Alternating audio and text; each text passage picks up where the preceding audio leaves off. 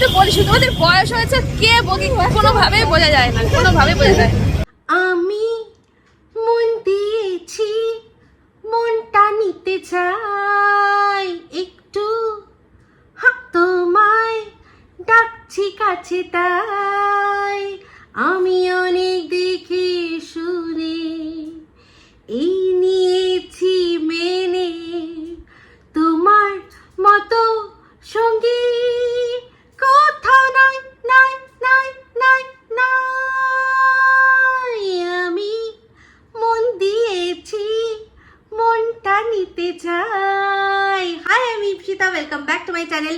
চলে এসেছি আবার একটা নতুন ভিডিও নিয়ে। তো আজকের ভিডিওর শুরুতে ইন্ট্রোডাকশনে যে গানটা গাইলাম, এই গানটা এই কন্টেন্টের সাথে কিভাবে রিলেট করলো, তো এতক্ষণে আপনারা বুঝেই গেছেন যে এখন ভিডিওটা কি নিয়ে হচ্ছে, মন্দিরা আর তার বোনদের নিয়ে। তো তার মধ্যে মানে শুধু মন্দিরা নয়, ম্যান্ডি অ্যান্ড স্যান্ডি উইথ তাদের ডাকিনি আর হাকিনি। সলিড। তো এই যে মন দিয়েছি, মনটা নিতে চাই, কাকে বলছি, হঠাৎ করে কার সাথে মন দেওয়া নেওয়া। আমি মন্দিরাকে মনটা আমার দিয়ে ফেলেছি আর মন্দিরার মনটা নিতে চাই। সত্যি বলছি, আমি আই লাভ মন্দিরা ক্লাব খুলবো, সত্যি সত্যি। এত সুন্দর করে দিতে পারে না, এত সুন্দর করে দিতে পারে। মানে ধরুন দেখবেন অনেক সময় হয় যে একদম এত ধারওয়ালা ব্লেড আপনার কেটে গেল, আপনি বুঝতেও পারলেন না, পরে দেখছেন এখান থেকে রক্তক্ষরণ হচ্ছে, মানে যে কোনো জায়গা থেকে। মন্দিরা ওই রকম সূক্ষ্ম সূক্ষ্ম দেয়, একেবারে সূক্ষ্ম, নাজুক নাজুক। একটাই কথা আমার মনে পড়ে, ও যখন ওর এক একটা স্ট্রোক, মাস্টার স্ট্রোক যখন পড়ে, আমার মুখ থেকে ওর জন্য একটাই ওয়ার্ড বেরোয়, নাজুক নাজুক। দারুণ। তো তো ভিডিওর শুরুতেই তো আপনাদের দেখিয়ে দিলাম যে সবচেয়ে পিক আপ পয়েন্ট কোথায় ছিল। মুখটা কত মিষ্টি দেখো। হ্যাঁ, আমি ও বলছিল যে কেমন দেখতে, এলাম যে মুখটা খুব মিষ্টি, একটু হেলদি, মুখটা মিষ্টি বলছিলাম।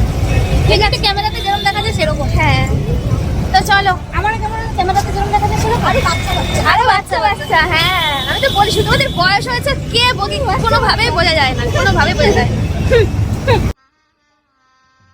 গজব বেইজ্জতি আই গজব বেইজ্জতি যার হলো সে বুঝতেও পারলো না।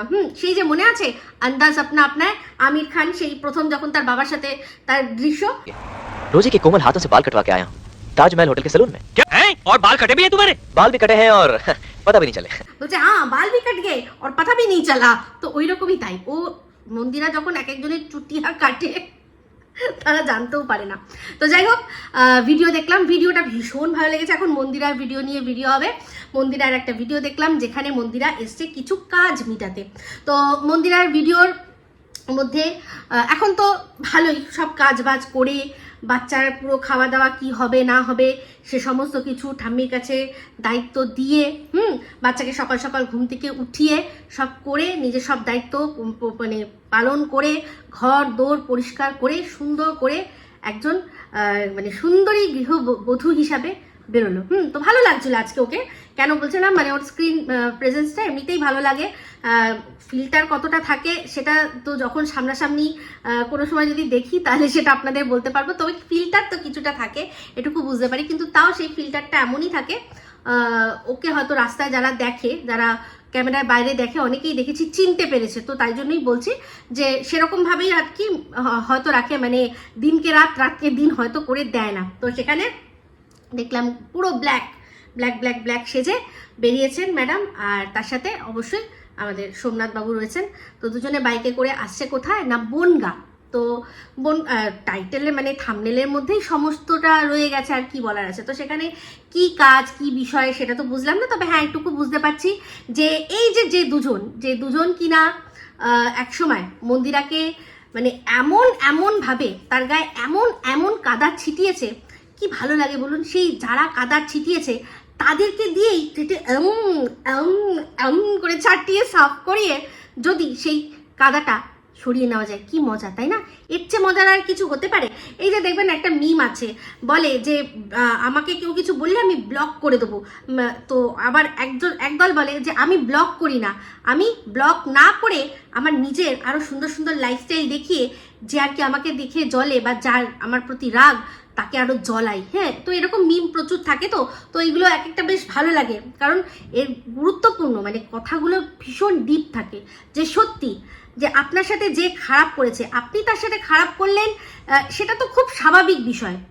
তো খারাপ হয়ে গেল, সমস্ত কিছু হয়ে গেল, রিভেঞ্জ নেওয়া সমস্ত কিছু হয়ে এরপর এখন যখন শান্ত শিষ্টভাবে আপনি আবার অন্য পথটা ধরছেন, শান্তির পথটা, গান্ধীগিরি যখন করছেন, যারা একটা সময় আপনার সাথে এই অসভ্যতামিগুলো করেছিল তাদের গালে কিন্তু সপাসপ একদম গান্ধীগিরির চর পড়ে। এমনিতে আমরা গান্ধীজিকে জানি যে একটা গালে মারলে আরেকটা গাল এগিয়ে দেওয়ার কথা, কিন্তু গান্ধীগিরির দ্বারা মানে কোনো রকমভাবে হাত না তুলেই কিভাবে সামনের জনকে চর কষাতে হয় সেটা কই শিখে মন্দিরা সে শিখে। দারুণ দারুণ। তো যাই হোক, সেখানে বলছিল যে সত্যি আমি তো বলছিলাম দিদি ভাইকে যে তোমার এত বয়স বোঝাই যায় না। ও মাই গড, এটা কি বলে দিল! হ্যাঁ, মন্দিরা কি বলে দিল? এই যে এতদিন ধরে ডিগ্রিধারী অশিক্ষিত নিজেকে 35 বলে চলেছে, তো 35 বছর বয়সটা তো এমন কিছু বয়স না, হ্যাঁ, যে তোমার এরকম বয়স তাই তোমার বোঝা যায় না।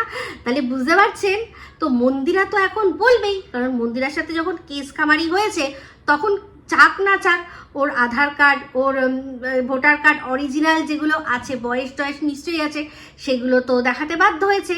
সে এখানে ওয়াইটিতে যাই কিছু বলুক না কেন, কিন্তু ওই আদালতে সেখানে তো আর চলবে না 35-36। তো আসল বয়সটা মন্দিরা জেনে গেছে, তো সেটাও হয়তো মুখের ওপর বলবে না, কিন্তু আমাদের বুঝিয়ে দিল বেশ ভালোভাবেই, মানে ওর কথাতেই, ওর অজান্তেই হয়তো বুঝিয়ে দিল। তো যাই হোক, মন্দিরাকে বলি, সেটা হচ্ছে গিয়ে তোমার দিদিভাই, তোমার দেখবে কমেন্ট বক্সে একজন দারুণ কমেন্ট করেছে যে তোমার দিদিভাই কোনোদিনও তার বয়স বোঝা যাবে না, কারণ হচ্ছে গিয়ে একটা মেয়ে তার যখন শরীরের একটা অংশ দিয়ে একটা নতুন জীবন দেয়, তো সেই নতুন জীবনটা দেওয়ার সময় একটা মেয়ের জীবন আর্ধেক হয়ে যায়। আগেকার দিনে তো জানো স্বাদ কেন খাওয়ানো হতো? তুমি তো ব্রাহ্মণ ঘরের বৌমা, তো এইসব নিয়ম নিষ্ঠা সম্পর্কে নিশ্চয়ই আলাপ আলোচনা তোমাদের বাড়িতে হয়। তো সেখানে দেখবে তোমার শ্বশুরমশাই বা তোমার শাশুড়ি মাকে জিজ্ঞাসা করবে স্বাদ কেন খাওয়ানো হতো আগেকার দিনে, মানে এই স্বাদ খাওয়ানোর প্রথাটা কেন শুরু হয়েছিল। কারণ আগেকার দিনে অনেক মহিলারা তারা কিন্তু প্রসব করতে গিয়ে মৃত্যু পর্যন্ত তাদের হতো। তো একটা মেয়ে যখন প্রেগনেন্ট হতো তখনই সেই বাচ্চা হওয়ার আগেই তাকে তার মানে মনের স্বাদ যা যা রয়েছে সমস্ত কিছু খাইয়ে দিত, কারণ এই যে বাচ্চাটা প্রসব করতে যাবে তাতে কিছু না মানে অনেক কিছু হয়ে যেতে পারে, সে নাও বেঁচে ফিরতে পারে। সেই জন্যই এই সাধের প্রথাটা আর কি চালু করা হয়েছিল আমাদের। তাছাড়াও তো বাচ্চাকে আশীর্বাদ দেওয়া সেগুলো আলাদা, সেগুলো আবার মানে আমাদেরই সনাতনেরই যারা নন বেঙ্গলি কালচার রয়েছে, মানে যারা নন বেঙ্গলিরা রয়েছে তারা আবার গোদ ভাড়াই করে যাতে বাচ্চার আসার আগেই অনেক আশীর্বাদ পেয়ে যায়। কিন্তু তাও আমাদের যে নিয়মটা 7 ভক্ষণ, সেটার কারণই এটা যে যদি বাই এনি চান্স বাচ্চা প্রসব করতে গিয়ে মা না বেঁচে ফেরে মারা যায়, তাই জন্য তার মনে আর কোনো স্বাদ রইবে না, সে যাতে স্বাদ তার পূরণ করে তারপর সে যেতে পারে। এটা প্রচলিত। জিজ্ঞাসা করো তোমার শ্বশুরমশাই তোমার শাশুড়ি মাকে যে আমি কথাটা ভুল বললাম কিনা। তো সেখানে বয়স ম্যাটার করে অবশ্যই, আর তার সাথে সাথে একটা বাচ্চা যখন কোনো ইস্যু, যে কোনো মেয়েদের যতবার ইস্যু হয় ততবার তার শরীর থেকে মনে করো আধা কেটে সেই মেয়েটি একটা করে নবজীবন দান করে। তো একটা জিনিস তুমি চিন্তা করে দেখবে, এই যে রেখা, তারপর হচ্ছে গিয়ে সিমি গারেওয়াল, এই দুইজন অ্যাক্ট্রেস দেখবে আরও এরকম অনেক অ্যাক্ট্রেস আছে যারা কিনা বিয়ে করেনি, তাদের কিন্তু অনেক বয়স। কিন্তু এই করিনা কাপুরকে দেখো, করিনা কাপুর তো এমন কিছু বয়স না, কিন্তু তার এখনই কিরকম বয়স একটা ছাপ পড়ে গেছে, বয়সের ছাপ পড়ে গেছে। আরও উপরে ধরো এই অনেকের কথাই বলছি যাদের কিনা বয়স কিনা এমন কিছু নয়, কিন্তু এই রেখা বা সিমি গারেওয়াল তারা যেরকমভাবে নিজেদের যৌবনটা ধরে রাখতে পেরেছে এরা কিন্তু রাখতে পারেনি। এই যে জয়া ভাদুরীকেও অনেক, মানে জয়া ভাদুরী বচ্চন যে তার বয়স কিন্তু সিমি গারেওয়ালের থেকে অনেক কম। কিন্তু ওনাকে বয়সের আসল বয়স যেটা সেটা বোঝা যায়, কারণ সে বিয়ে করেছে, সে তার বাচ্চা প্রসব করেছে। তো প্রসব করলেই কিন্তু মেয়েদের যৌবন আধা হয়ে যায়। তো সেক্ষেত্রে বুঝতেই পারছো তোমার দিদিভাইয়ের যৌবন চিরযৌবনা থাকার একটা রহস্য কি সেটা নিশ্চয়ই বুঝতে পারছো। আর তার উপর তো আছে ফিল্টার, বাপ রে বাপ। তোমার দিদি দেখবে, তোমার যে কমেন্টটা খুব সুন্দর করে লেখা হয়েছে যে তোমার দিদি তার যেহেতু একটা বাচ্চা কাচ্চা কিছু নেই, সেজন্য নিজেকেই ও সবসময় বাচ্চার মতো ট্রিট করে, যে আমি এটা করব না, আমার ঠান্ডা লেগে যাবে, আমি ওটা করব না, আমার সর্দি লেগে যাবে, আমি এটা খাবো না, আমার অম্বল হবে, আমি তাড়াতাড়ি খেয়ে নেবো, আমার গ্যাস হয়ে যাবে। আমার পুঙ্খানুপুঙ্খ মনে নেই, কিন্তু জিসটা আমি যা পড়েছি, পড়ে আমার খুব ভালো লেগেছে বলেই আমি মানে ওই জিনিসটা তুলে ধরলাম আমি নিজের মতো করে। কিন্তু এটা আমার নিজের কথা না, কিন্তু আমি চিন্তা করে দেখলাম ওনার কথাটা যিনি লিখেছেন যে হ্যাঁ সত্যি তো, একেবারে সত্যি কথা। সে সারাক্ষণ শুধু নিজেকেই প্যাম্পার করতে ব্যস্ত, যে নিজেকে এরকমভাবে প্যাম্পার করবে সে তো থাকবেই, চিরযৌবনা তার থাকবেই।